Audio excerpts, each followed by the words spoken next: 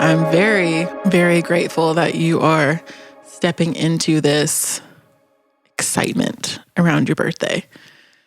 Maybe I wouldn't say excitement yet. That's a little much. It's now. Yeah. By the time I get to 50, maybe it'll be excitement. It's more just like an openness. And allowing myself to acknowledge that I was born on this day. Yeah, so let's talk about that. Birthdays. First of all, can we just say, hey everybody, welcome to another episode of Psilocybin Says. Are we still doing that? No, that's right. We're not. Are we? Damn. Well, first I want to say I'm really, really, really glad you were born. And thanks. Yes, you're welcome. And thank you for being born onto this earth. I love you so much. And the world is such a better place with you as a part of it, this world. I appreciate that. And all the worlds, the universe. You know, everything that goes along with that is kind of part of this conversation that I had hoped we could have. You know, as I mentioned to you right before we got started, in my perspective, this is really a conversation about self-worth, because I have not felt like I deserved to be celebrated for the majority of my life. Yeah. That was something that I grew up with. You know, I grew up in a household where it was really diminished. Birthdays were diminished. Nothing to be excited over. If you get a present, you're lucky.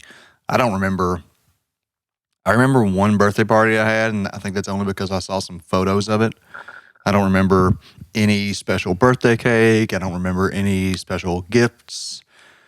I only remember a couple of gifts that I ever even got as a kid. So, you know, part of the bigger conversation here is really allowing myself and us to acknowledge our worth and value. And I am able to more so because of people like yourself and because of, you know, even Connor helping with this podcast and the people who have helped with Sanctuary and the people that have come from our MyGo community that are now part of Sanctuary community. Even that conversation we just had interviewing for the minister program, you know, the kind words that the individual who has known us for, 3 or 4 years now had to say was really valuable, helpful, and reminding me that, yes, you do matter, you do add value. Because, you know, in my struggles with depression, that has been one of the overriding themes, is that you don't matter. No matter how much you think you do to help the world or individuals, like, the world might be better off without you. So your history is different. You have a very different experience around birthdays. Yeah, and also just a notable before I share my experiences, we have a really good friend who today is her 19-year-old daughter's birthday, and it's the first time that her daughter is celebrating her birthday in her life. So it's really interesting to me that, so our friend was telling me this morning that she is so excited to help her daughter celebrate her birthday, have a party for the first time. And the origins of that is really that her father, her daughter's father, they're no longer together, our friend and her daughter's father. He's still a practicing Mormon, but her daughter decided to leave the church, the Mormon church, last year, I believe. So that's why this is the first time she has allowed herself to have a birthday Mormons party. Don't have birthday parties? No, they don't celebrate. Yeah. Well, a lot of it for me is religious baggage as well. You know, Catholic Church just told you're a sinner. You're going to hell. You were born a sinner. You get some water splashed on your head when you're a baby that hopefully if you die within the next couple of years, that'll get you into heaven. Yeah. But after that, it's up to you.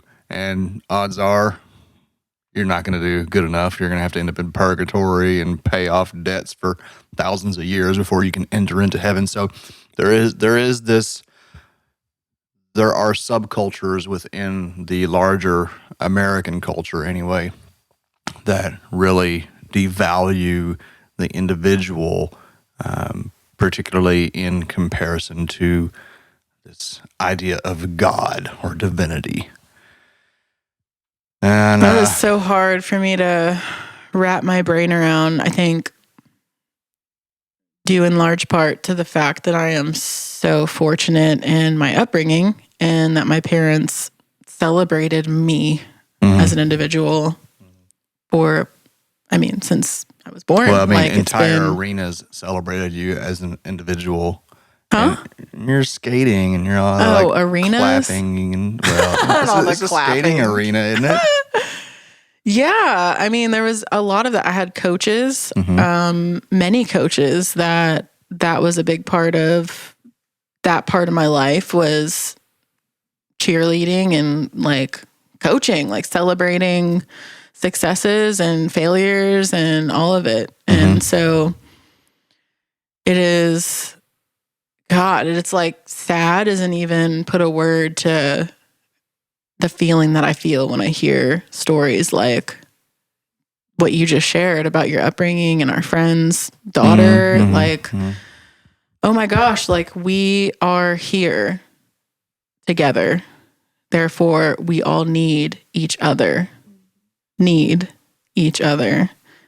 we were placed here by who? Our Creator. Whatever you want to call that, however you see that. And so why would our Creator place us here if our Creator did not need us to exist and be? Because you were born in sin and you will die in sin. That makes so much sense. It's long, hard slog between. Don't get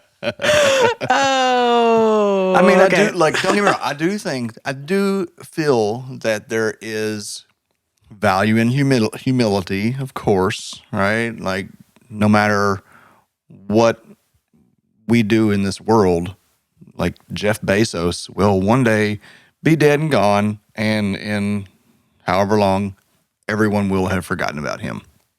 But that doesn't mean that we've got to, ultimately diminish and devalue ourselves while we're here. Because, it's like I've been thinking and saying today, like, you and the kids are the greatest gift in my life.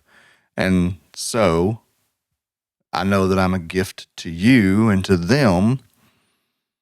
So why not allow that to be celebrated? Yeah. And so taking the perspective of, say, Catholicism. I'd rather not, but okay. So just the irony in this, I think, is something special, that Catholics will celebrate, and Mormons celebrate Jesus and Jesus' birthday. Christmas? I don't think Mormons do a Christmas thing. Anyway, they don't do Christmas either? I don't think so, but anyway. Well, yeah, I don't know nearly enough about Mormonism, so let's just stick with the Catholic. Yeah, or Christianity in general. Okay, sure. Example, Catholics will celebrate Jesus' birthday like it's like a requirement to keep breathing, like Jesus all the way. Well, not just that. There's feast days for all these saints. And all the saints Mary and everything. And all that. So, but won't celebrate. I'm not saying all Catholics don't celebrate birthdays, but it is like it's a common theme of Catholicism to, as you said, like be constantly reminded that you're born in sin and like all those self-degrading things that make you less than your saint that you're worshiping. So, but like, would in this idea of Jesus, and everything that Jesus has been made out to be, what would Jesus do? Would Jesus say, don't celebrate yourself? I think he'd probably turn the water into wine and say, let's have a party. Let's have a fucking party. Let's whisper cuss words. Okay. I don't know, kids. Jesus would probably whisper the F-bomb. Let's have a fucking party.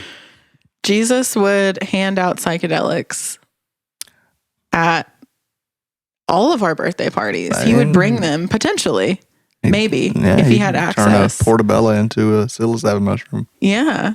The character of Jesus brings a whole different, consideration into the conversation if we consider the real, true message of Christ, which is we all are Christ. We all have the I am that I am within us. Exactly. And part of I'm kind of going through my list of excuses and stories that I've told myself over the years to try and continually deprogram that.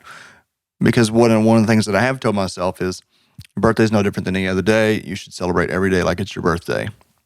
And I think that's true, but the reality is that I haven't, right? I've not. And I will, can't do every day like your birthday. But to celebrate every day as a new day of opportunity to bring that spirit of love and unity into the world can be a very real consideration. But I know it's just been me devaluing myself and having kids. Like, this is where I feel like the majority of it comes from. My family, anyway, was that poor Irish immigrants. You have to work hard, slave away so that you can die in poverty. My grandparents came through the Depression, really tough here in the area where they were. My father was raised in a family of 12 children. My mother was raised in a family of 9 children. There wasn't the resources to celebrate a birthday. And I think rather than changing their frame of reference, they just kind of perpetuated the same belief system, which is what I don't want to do. And I hope that that's what humanity and life itself does, tries to evolve and change perspective and gain greater clarity. And it also just kind of reverberates into the daily perspective that life is a struggle. And that's another kind of concept that I'm really trying to reframe, rewire within my brain, because I know that it not only does every day not have to be a struggle, every day is actually supposed to be joyful. Finding and acknowledging the potential to have joy every day. And this is a lot of what we study in the Abraham Hicks teachings and all, the Bashar and all that. It's just, follow your excitement, follow your joy, follow your bliss, which the perspective that has been for a very long time, particularly within my lineage, I know, is suffer, struggle, work hard, every day sucks, and one day you'll be lucky enough to die. God, that is so so depressing, but maybe to bring it up a notch, or 100.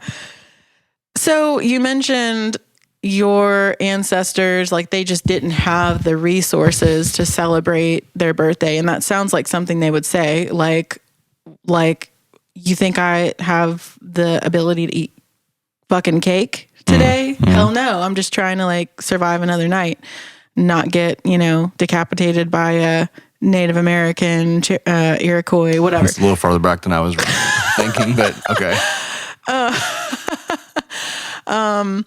But it doesn't have to be even if we're in a place in our lives where we're looking at our bank account and in front of us, we have $5 to our name or whatever, that is an excellent opportunity to start right there and say, I can still acknowledge that 365 days ago was my last rotation around the sun, my full rotation around the sun. And then before that, full rotation around the sun. It's just like acknowledging our travel through this time-space reality just in itself, I think, is important for our growth and development in this lifetime. And to be able to track like mentally and spiritually our growth and acknowledge how far we've come and our intentions like measure up, like, am I where I hope to be a year ago? It's just like another opportunity. It doesn't have to be like a should thing, or we have to do a cake and we have to do presents and we have to do a party, and it doesn't have to look like this, but like it would be cool to just take the opportunity and say, wow, look at me go. That's what I want for our kids. Yeah, that's where it starts to shift me. Why I brought up my father and their perspective is that I want to do different for my children than was done for me. You know, yes, my parents have always said, I'm glad you were born, but that's kind of the end of it. And, you know, I'm not the only one. I talked to one of our members the other day who did a private sacrament service and was saying the same thing, that she had never given herself permission to celebrate her birthday. And I think that it is something that is, maybe it's a more Midwest kind of experience. I don't know. Like I said, the Irish Catholic, or, you know, just this kind of like poor Southern, we're just striving to make ends meet, that has generated this perspective. But, you know, Grandpa wasn't reading Florence Scovel Shinn and Neville Goddard. They didn't have access, even though it was all being written back then. And there was this consciousness that was arising that, you know, started to have people consider that what they focused on, they got more of, you know? And that's where this kind of ultimately comes to for me, is like, I want to live a long time. I love life, even when it has been really, really hard, when I've been really depressed. We were talking about this the other day, the friend, same member, saying, you know, the times when I have contemplated taking my own life, it was like I wanted to live so bad that I was willing to kill myself to do it. Right? Like I wanted to feel this life. I wanted to experience this life so much. And when you feel disconnected, cut off from life and the world, then you'll do anything to get back there, even if it is hurting yourself. That's what cutters are doing, just trying to fucking feel something, you know? But the fact is that we can do that. We can get there without having to go through self-harm to do it. You know, we can allow ourselves to celebrate life every day, more so on your birthday if you choose to. I do think I'm a special person, like no more special than anybody else necessarily, but like I've done a lot of cool shit in my lifetime. I've done a lot of cool stuff. Am I where I, you know, really want to be? No, not yet. But part of this conversation is that same conversation of allowing it to become. So I had an experience last night in meditation. You know, you were talking about, the other day we were talking about the microcosmic orbit. And for those of you who don't know what the microcosmic orbit is, I'm not going to explain it to you here, but you can go look it up if you want to. It's a very interesting aspect of the human experience. But I had a meditation last night where, even though I have experienced this opening of the microcosmic orbit before, there was something really different about the allowing aspect. So I don't know if you know this, but you know, in the traditional Chinese medicine, the TCM, the way this is described, there is the governor and the receptive, I think it's the functional channel, the governor and the functional channel. And the governor channel goes up and it like disperses all this energy. And then the functional channel brings it back down as this receptive aspect. It's male and female. And I, for the first time ever last night, I felt a really, really powerful opening of that receptiveness. And I feel like it is part of the mindset that I've been bringing into today. Like, yes, I'm going to allow myself to accept and receive the, I don't know, the wishes, the blessings, the good cheer of others and of myself. Allow myself to more and more recognize my value. And bottom line is, like, I've helped a lot of people. I put a lot of thousands and thousands of hours into showing up for my fellow humans. And I hope that I get many, many, many, many, many more thousands of hours to do that as well. And so, yeah, I want to celebrate that. I want to celebrate the community now for the first time. Maybe in my life, I don't know. It's the first time in certainly my recent memory within the last 20 years, that I can remember feeling like I was actually part of a community. In Jamaica and all that, I did not feel like I was part of a community. I felt like I was, the one who got everything in motion, held space for everybody else, but I was somehow separate from that. And with Sanctuary and what we've been doing here, it is very much, I am not just a administrator, I'm a member as well, which is another huge aspect that helps us perceive of our own value, not separate from. Mm-hmm. Wow. Said so many great things there. Yeah, for me, what's coming up is you saying how many people you've held space for and helped. And I'm just thinking of, as you come into your own power and celebration, the more people that you'll effectively give permission to do the same for themselves. We would never, well, that's not true. We, your family and ancestors would disagree here, but I would never, even though I may be in a place of self-loathing or whatever you want to call it, beating up on myself for saying I'm not worthy, I personally wouldn't turn to my child and say those same things to my child, most likely. I hope not, in my worst. So that's interesting. That it's so interesting when you really step outside of that and look at that, the process of how we can get this imposter syndrome with life. Oh, I'm in this position and I've been given this privilege of this job or this opportunity, but it's I don't belong here. I don't know why I'm here, whatever. But we would never turn to someone we care about and want the best for and say those same things to them. That is so fascinating to me that we can get that's even a thing, because we would never want them, another person that we care about, to talk like that to themselves. If directly asked if we would want that, of course we would say never. But in a moment's notice, so many people would say, oh, but me on the other hand, wow, I don't deserve this or that or whatever it may be.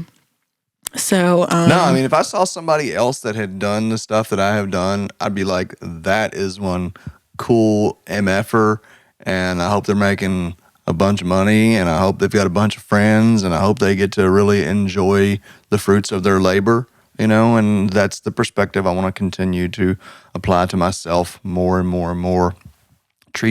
It's not treat others like you would treat yourself. It's treat yourself like you would treat others. Yeah, totally.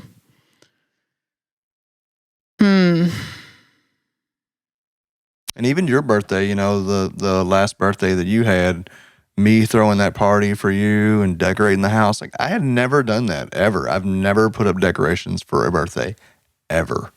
And that was a beginning of me allowing myself to celebrate. And because, you have been just such an example to me in like focusing on the positive and showing people that you value them. I hear you, see you, tell people how much you value their existence a lot. I see you show love so much. You have shown me and our kids and our community so much love over the years. And like, there's definitely been times that it was really uncomfortable for me. I expressed this many times early on, that going to your parents' house was so uncomfortable because y'all fucking like each other so much. I was like, this has got to be a charade. They can't really like each other this much, but you do. And that's just more of what the world needs to see. It's more of what I need to see, want to see, and want to share.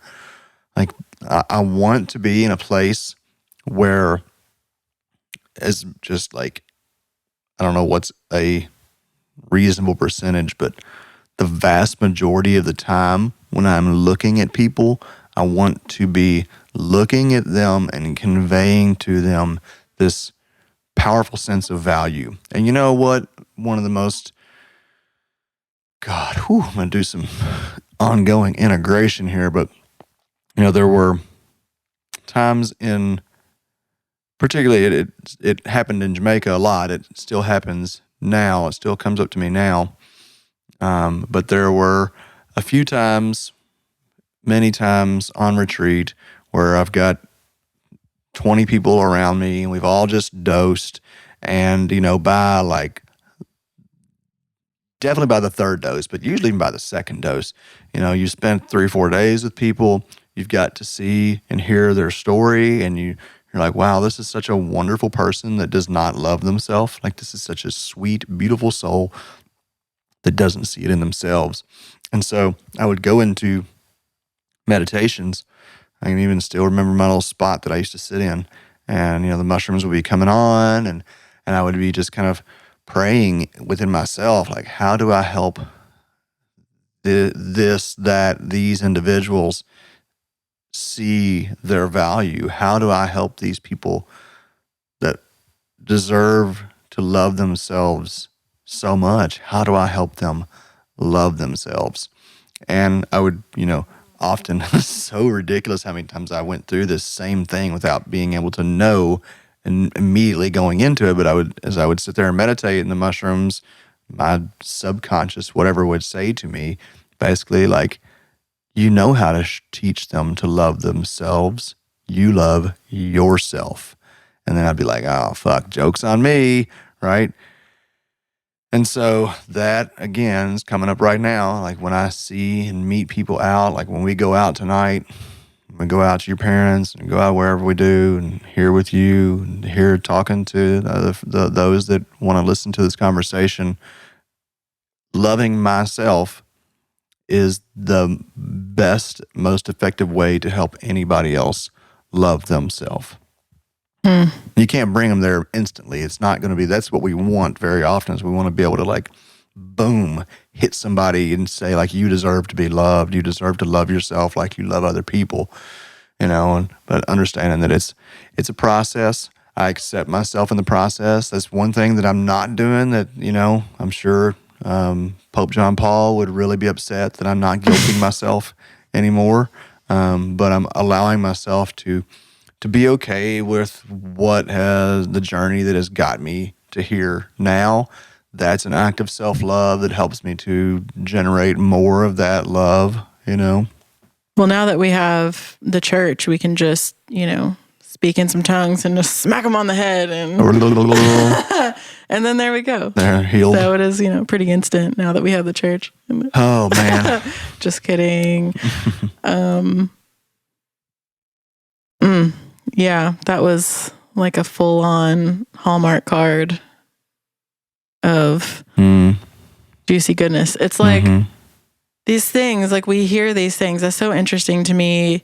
We hear these things like on repeat so often, and it's just like this special moment perfect moment in time where it just boom clicks. It can be out of seemingly nowhere, like watering the yard or whatever. And that's been something that's really been on my mind a lot lately is what is it that flips that switch where you hear the same thing over and over and then all of a sudden you're like, damn, I get it now. It'd be nice to understand kind of if there's a sequence of events or a way to kind of program that and set ourselves up for it. I don't know. Yeah, I feel like that repetition is, well, I mean, we've talked about this on the podcast before. Had a whole episode on it, like the different ways to make that emotional. We should repeat that episode on repetition. Maybe if we make enough episodes about it, we'll actually retain fully. We'll be actualized in it. But we did do a whole episode, I'm pretty sure, on emotional impact, like the factors of change and what goes into that. And such an important piece of change is like the paradigm shifting, of course, and the repetition of that. And also there needs to be an emotional impact. And it can be like repetitive over time, like pieces of emotional impact that add up, or it can be this like big event that ends up making change just like happen. Yeah. But like I kind of imagine, I mean, it's like building a house. You stack bricks and bricks and bricks and bricks, and then boom, you got a house. It's like cleaning a window. You spray, spray, spray, spray, spray, spray, rub a layer off, rub a layer off. And then boom, you got a clean window. It just boom comes together. Maybe. Yeah. I mean, you know, it's going to be hard for me to not touch on it. And especially if we record another episode after this one that talks about the other topic that we've talked about talking about.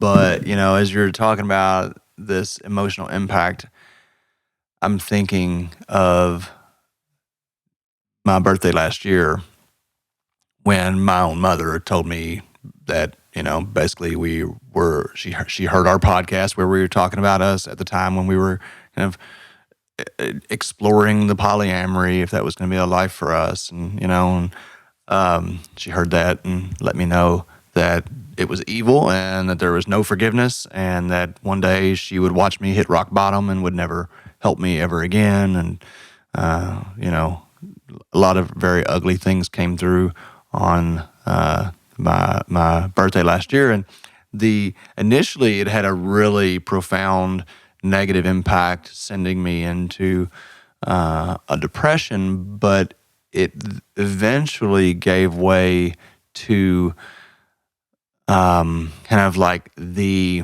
determination to value myself, because I know that ultimately she's talking to herself, you know, and I began to recognize then where the origins of my kind of self-depreciation coming from. And so that's when I started to develop more of a conscious determination to value myself. Because I know, like, the whole reason we were even exploring poly was in an effort to be very honest and upright, you know, transparent human beings, rather than kind of like working through our shadows, you know, under the cover of darkness. That's not where the work gets done, you know. And so it's just, it's been since then, this has been actually a very powerful year. I have not spoken to my mother since 1 year ago today.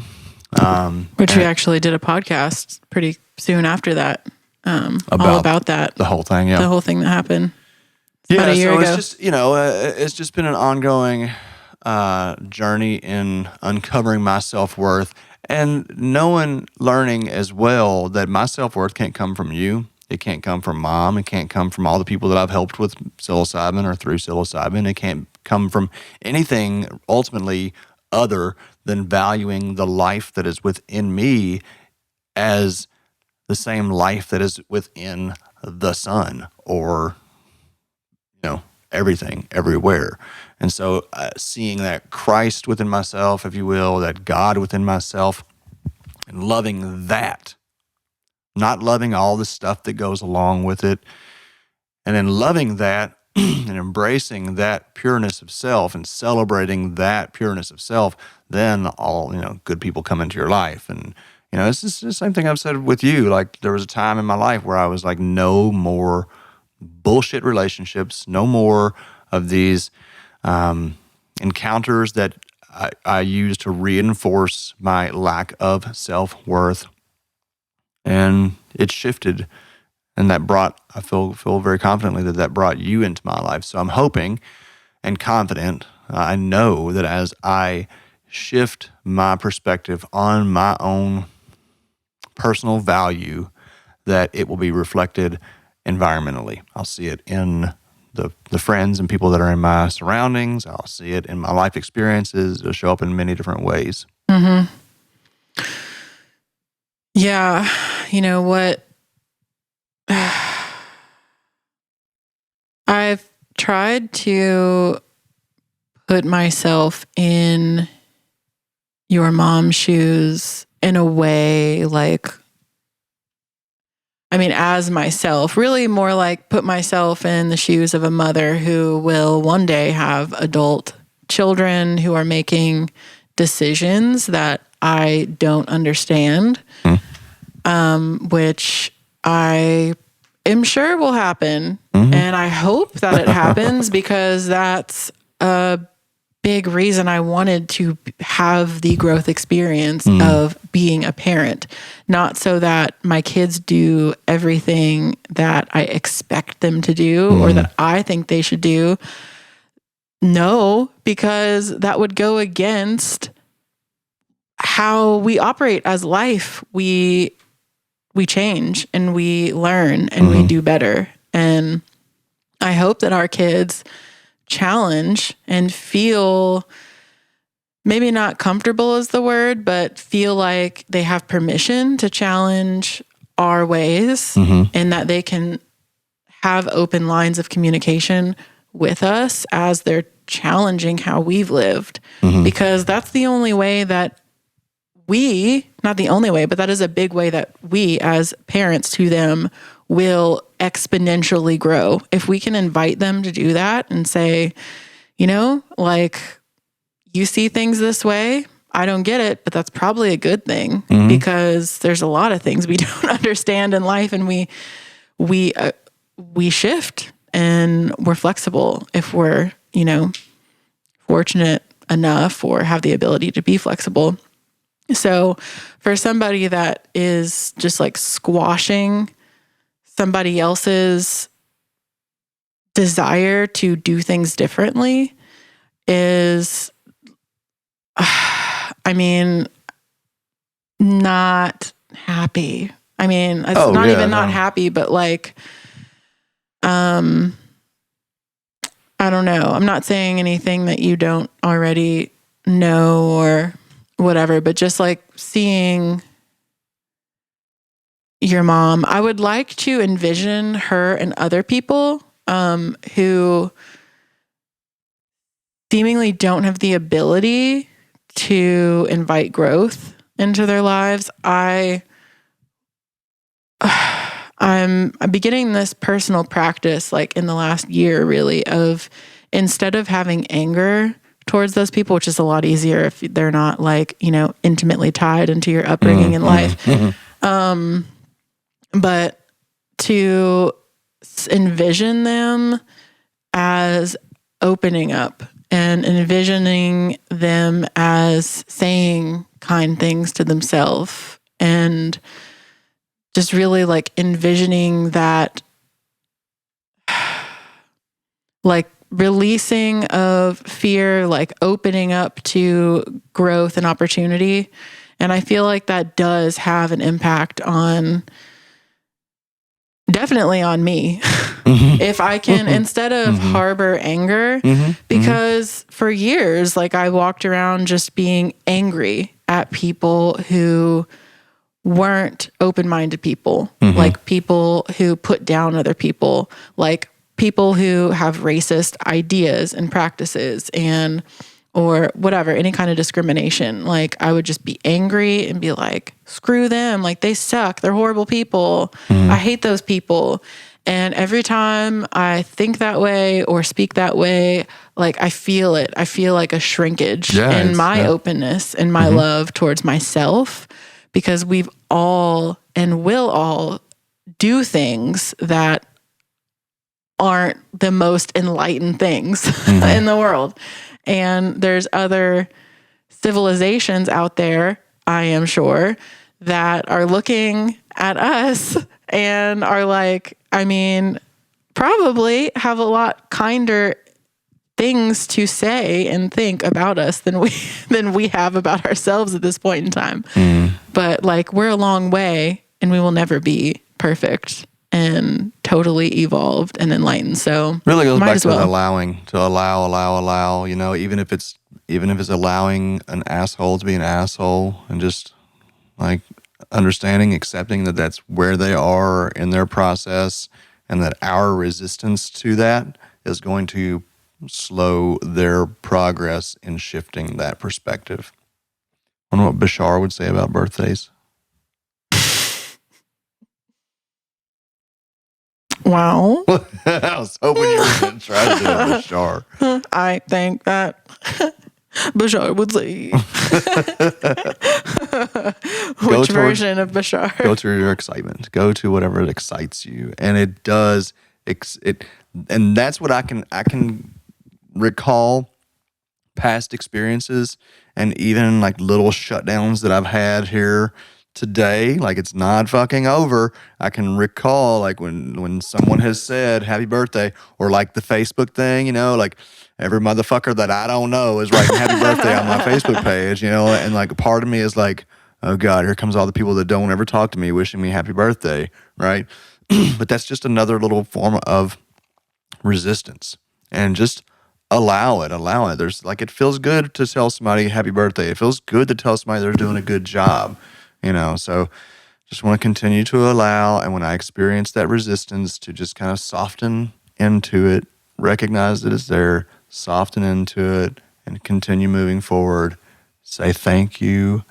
Actually remember, yeah, it's pretty cool. I was born 44 years ago today, and hopefully am, you know, just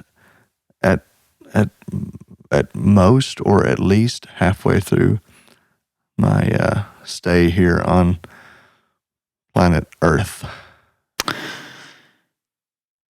Yeah, I think it's interesting the timing in which we come in to these bodies and these lives, and I wonder if, I mean, just like energetically, I think it's interesting just from that perspective of just energy, like moving towards what it prefers, and how we come in at different times of the year and the day. Nine is the highest spiritual number. I'm a 9/9, baby. I mean, like I am a powerful person. I have not given myself credit. Like, you know, just like some, like these things that I have created, or that we have co-created, that have been co-created through others, but you know, they have initially come through me. They're big deal. It's big deal, and it's stuff that I haven't even really, like, I haven't even put a whole lot of like oomph into it. It's just like, we're gonna do this thing, and then we go do this thing, and it turns into something that has a pretty massive impact. I mean, like, so anyway. You came in like a couple hours after sunrise. Huh? Came in a couple hours after sunrise, right? I don't know. Breakfast time. Right around breakfast time. Didn't you? I don't know, but what's they got to do with anything? Just like when you decided to come into this world. I don't know. I thought it was like 2 or 3 in the morning, but I don't know. No, I'm pretty sure it was like 8:50 something. Oh, at 9? Born at 9? How do you know? Yeah, 8:52 a.m. How do you know? Why didn't you look at your phone? Do you have this? I have it saved. Oh, cool. In my calendar. Rounded up to 9. I was born at 9 on 9/9. Yeah. Sweet. Yeah. Maybe they even got the time wrong and you were actually born at 9, right at 9. Yeah, we'll just, that's close enough for me. Yeah, I mean, somewhere else it was 9. So, I get, and that's, so I guess what I would like to be able to have, maybe wrap this topic up on, give me something to think about going forward, is how can I embrace this, bigness of myself without becoming, like, I guess, egotistical about it, or becoming like, that's always, as you know, and if we talk about this next episode, like that's one of my greatest struggles with my personality has been the awareness that of how big my energy is, how big of a presence I have, and how I feel like I overwhelm the space that I'm in, or that I can very easily overwhelm the space that I'm in. And I don't know if maybe you have thoughts on that. And I know that there are other people like this. I talk to them all the time. How to celebrate yourself, how to live in your fullness without encroaching on others. And am I overthinking it, or what? How do you understand this topic? Yeah, I mean, I get where you're coming from, and I would say that what comes to me is that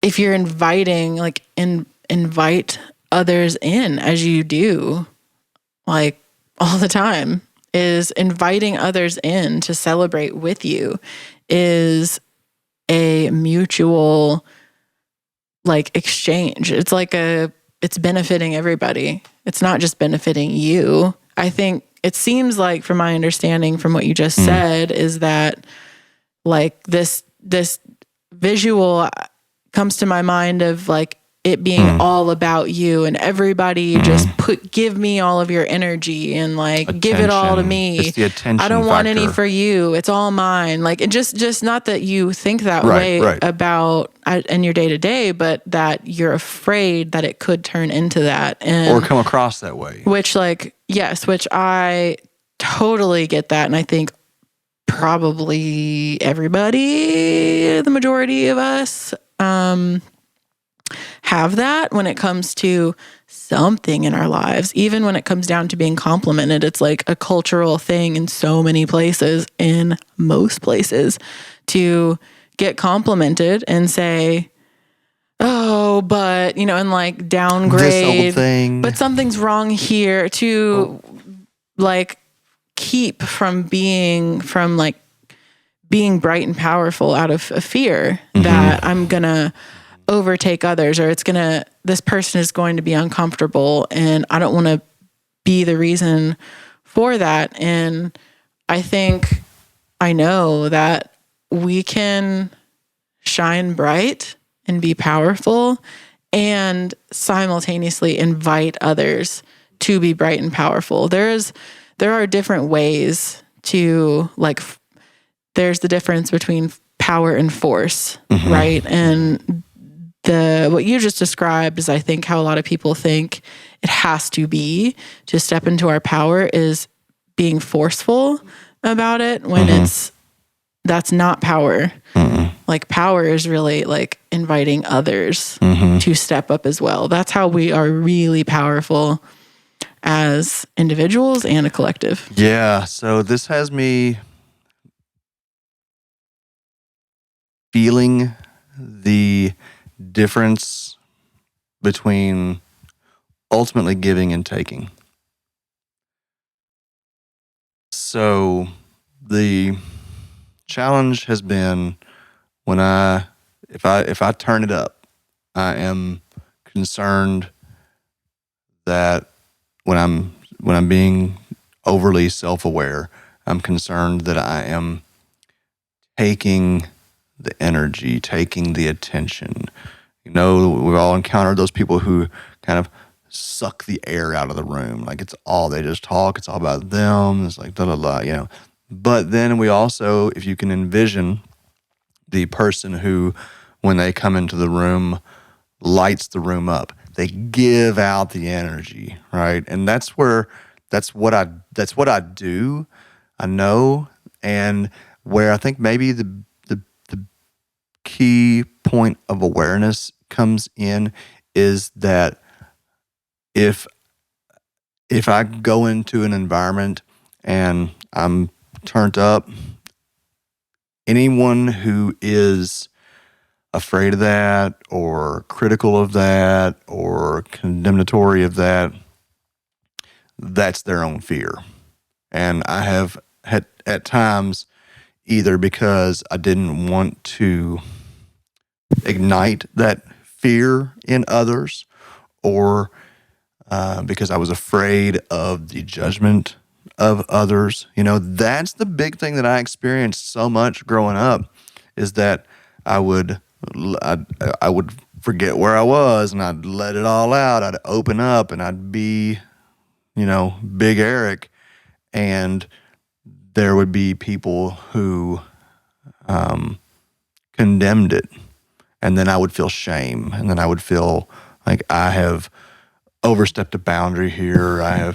But what it really does is confronts other people with their own insecurity and their own lack of self-confidence, and then they turn that into a criticism in the hopes, and it's been often effective in instilling some kind of shame in me, so that I'll shut down, go in a corner, pretend like I'm quiet, so that then they can feel comfortable being where they are. Comes back to the same concept of how do we help somebody love themselves? How do I help somebody be confident? It's not by lacking my own confidence. It's not by being ashamed of my own self. And we can't bring everybody up to speed immediately. It's obviously a process for all of us. And so being conscious of that and knowing that as long as I'm being my authentic self, I'm really being true to myself, I'm not putting on a show, trying to be somebody that I'm not, then I'm actually, even if it's a decade from now, I'm helping them. And I can look back at people a decade ago who exemplified that for me. Ron Whitehead, still out there. The guy's still out there rocking it. He's 70-something years old, got crazy bearded, dreaded poet. And he is one of those individuals that, for me, God bless you, Ron Whitehead, that looking back, I remember when I was at St. Catherine College, he came there and gave a talk. And, this was a very small 2-year Catholic college. And it was very easy to stand out. And in the entire student body there, I was the weird one. Period. I was the one that stood out the most. And I would venture to say that more than 20 years ago, if I'm 44 now, I was 17, 18 then, that, 25, whatever years ago it was, that the encounter that I had with that man then, if I can touch back on the way that he helped me feel, like the confidence that he gave me, God, it's incredible. Wow, the power of that individual and just being his authentic self right now brings me to tears. It helps me do the same for myself. And that's what I want to do for others, man. Like, this world has just, because of fear, because of insecurity, has tried to has tried to directly cut off the light from so many. And that's my dad. I know that, he had told me when he was young that he wanted to be an artist, and his dad told him that he could never be an artist. It was girls drew. That was a sissy thing to do. And he stopped drawing. He was an incredible artist, man. And it's just like, there's been so many incredible people that, because of whatever religious, political, social ideology, have snuffed out their light. So thank you, Ron Whitehead. Thank you, everybody, really. We're all just kind of bringing everybody forward. But my gosh, yeah, that's a powerful, powerful memory. That's what I want to bring to the world. Fuck. Wow, that's incredible. Yeah. Yeah, I just I come back to our kids so often, and just I don't know, even the simplest interactions, like going to the grocery and passing someone, about the impact that we all have on each other as we pass each other, even in cars, singing and having fun in a car is when I see somebody doing that, I just immediately a whole energetic change happens within me. If I'm not already doing the same thing, but just even still, if I'm dancing and singing in a car and having fun, I see somebody else, I'm like, heck yeah. And then it's this uniting force that just can totally shift the direction of my day. When I see it, not even knowing the person or speaking with them, but feeling that energy come from there. It's just seeing us just a smile, not some crazy, goofy smile, life is amazing. But just it's just a simple sense of happiness from someone goes the longest way in empowering me to also smile. It's seeing, it's the God in us recognizing the God self in others. Right. That happened. I didn't tell you about that the other night. Coming home from that ceremony, it was a long drive. Had to go all these crazy ways to try to get away from traffic and everything. And I was turning down the road, and just I kept reminding myself, despite the traffic being what it was, it's all good, it's all working out. I was so ready to get home to you and the kids, but I was like, it's all good, it's all working out, everything is. And I looked behind me, and there was two women in the car behind me just bopping and singing, and I was just like, yeah, that felt so good. It felt so good. Nice. Well, I think that's kind of the big takeaway here. That's the big lesson is that we all have the power to impact others, negative or positively. And if we can tap into recognizing that singular source of life and creation that is the spark within us, we recognize that, then we can recognize that in others, help them recognize it in themselves, and just watch it, just like you light candles, one candle lighting another. So maybe it's my responsibility to celebrate my birthday. Yeah, if you want it to be.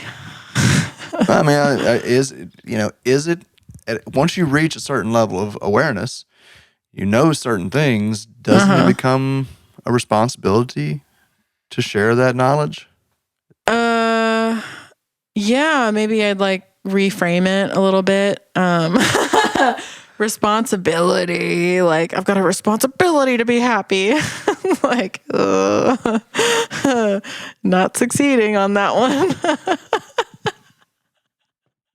What's wrong with responsibility? It doesn't mean you're always going to fulfill it every moment, but I guess it's more I like the idea of maybe having it's an honor. It's a special opportunity to do it. I don't know, responsibility. It's just so Catholic. The way you said it. Don't we have the responsibility? That's not how I said it. I said, once we get to a certain level of awareness, don't we have the responsibility to share that? Oh God, I'm What the fuck is going on here? Do not cut this shit out, Connor. You have a responsibility to share your goofiness with the world. I think it's just the next logical step It's just like the next logical step. Oh, that sounds better. Well, the next logical step. Responsibility. If I use my is just reasoning and my rationale, then the next thing I should do is share my joy. The fuck is wrong with having a all responsibility? right, let's have a poll in the comments section. Everyone listening, how would you frame that? Do you have the responsibility now that you know about the joyful obligation? Oh, the joyful opportunity. You don't really have the opportunity if you don't know. Yeah, you know? I don't know. I mean, I think responsibility is a fucking good word myself. Like, there's nothing wrong with I have a responsibility to my children. I have a responsibility.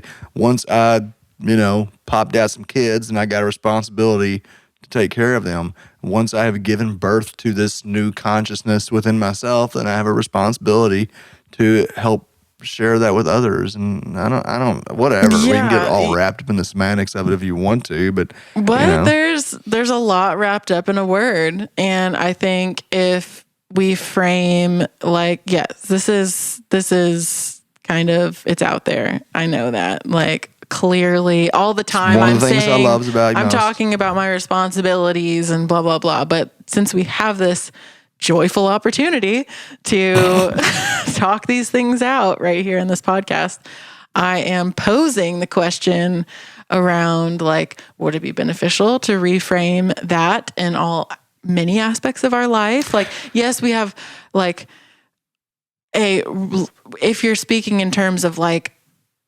law enforcement and governing people, like you have a responsibility to take care of your kids. Okay, got it.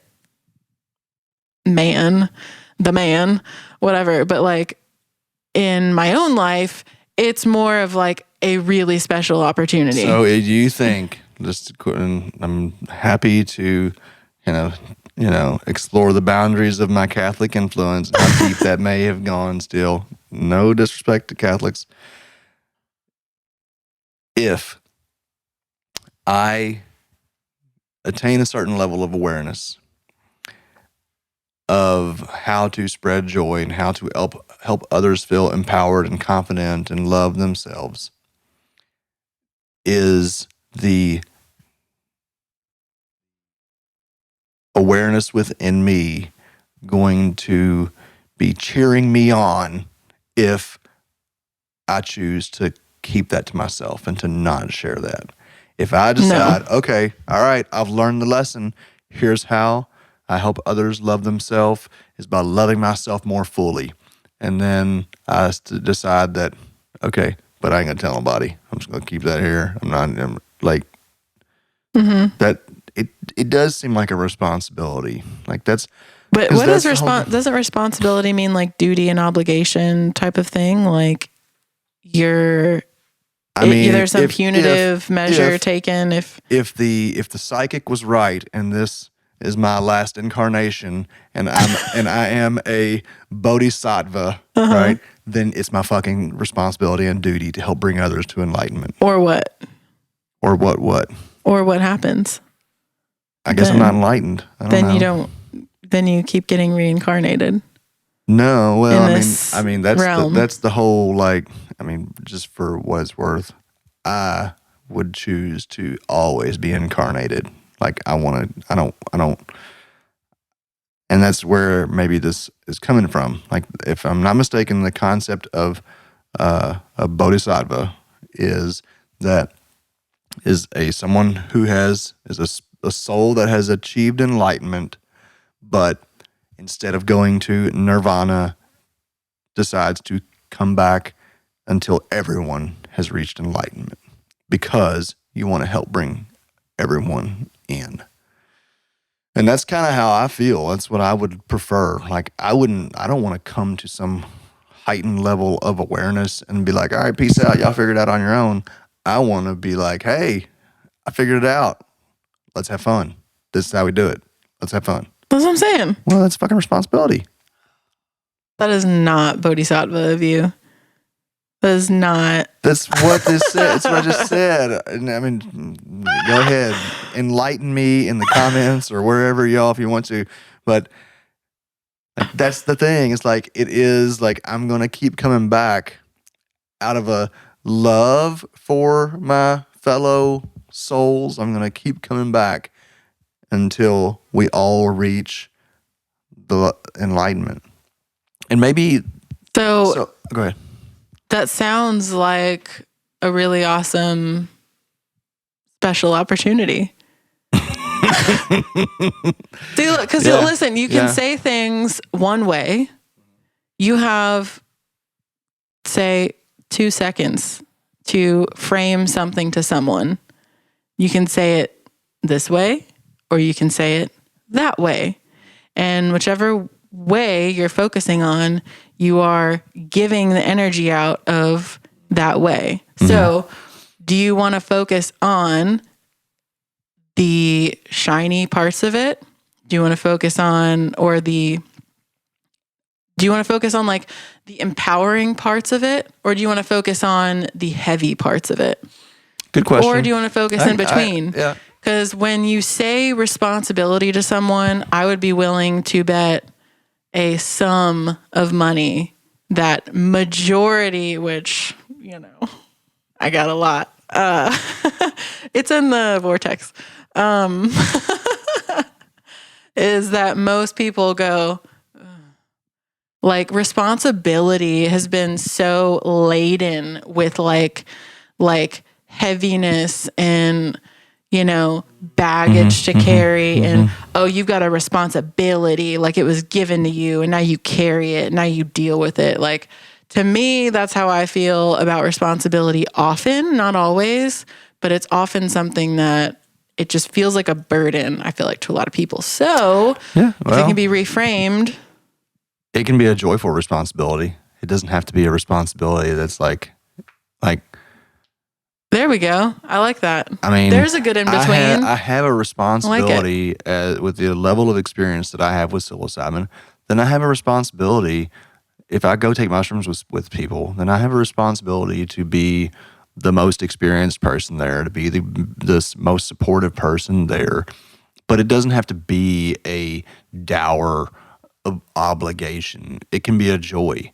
And that's how I do see it. That's how I more often and continue to try to see, like, even our children, like, we have a responsibility to our children. We can either frame it as an obligation or a chore, or we can frame it as, an opportunity to have a joy, to joyfully contribute or to joyfully engage with our responsibility. So maybe it just needs an adjective or an adverb. Or a whole new word created. Or a whole new joyability. Joy. I have a joyability. Response to joy. Anyway, all right. I think we pushed this conversation. Comment below. Let us know. What do you think here? If you made it all the way to the end, you get a special prize, which is comment and let us know. Our deep appreciation. And you'll get a thumbs up by us.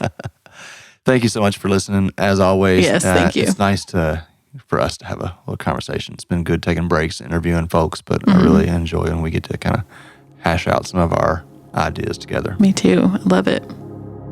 See you on the next one. All right.